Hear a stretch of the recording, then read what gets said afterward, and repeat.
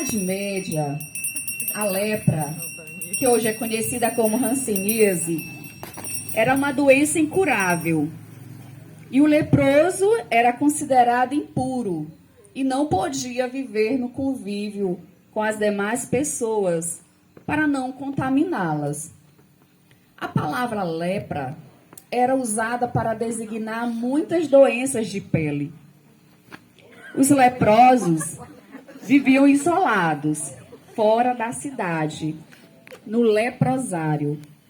E quando precisavam andar em público, eles tinham que tocar um sino, avisando aos demais que ali iam passando um impuro, para que ninguém se aproximasse deles. Ou eles deveriam gritar, impuro, impuro, impuro. Os leprosos tinham um cheiro ruim. Francisco era um jovem muito orgulhoso, era vaidoso, era rico, mas também era generoso, principalmente com quem lhe pedia esmola. E quando dizia que era pelo amor de Deus, aí Francisco não resistia. Mas quando se tratava de um leproso, ele tinha horror, virava o rosto e tapava o nariz. Mas com 24 anos de idade, Francisco estava em seu cavalo. E quando viu um leproso, ele desceu e beijou-lhe. E renunciou a toda a sua riqueza para viver uma vida de pobreza. Francisco, ele vê no rosto de cada pobre o rosto de Cristo.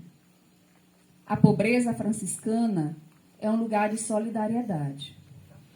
Francisco, ele não só visita os pobres, mas ele vive entre os pobres. A diferença é que Francisco opta por viver assim. Ele não nasceu pobre, ele escolheu ser pobre. E ele escolheu depois de ler o texto bíblico que diz: deixe tudo o que tem e segue-me. Francisco decide viver radicalmente o evangelho, servir a Deus com exemplo e com a vida. Francisco quis fazer tudo igual Jesus fazia.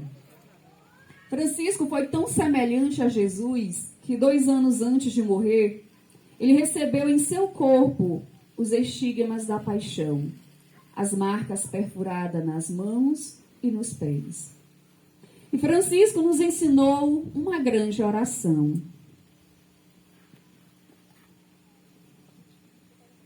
Senhor, fazei-me instrumento de vossa paz. Onde houver ódio, que eu leve o amor. Onde houver ofensa, que eu leve o perdão.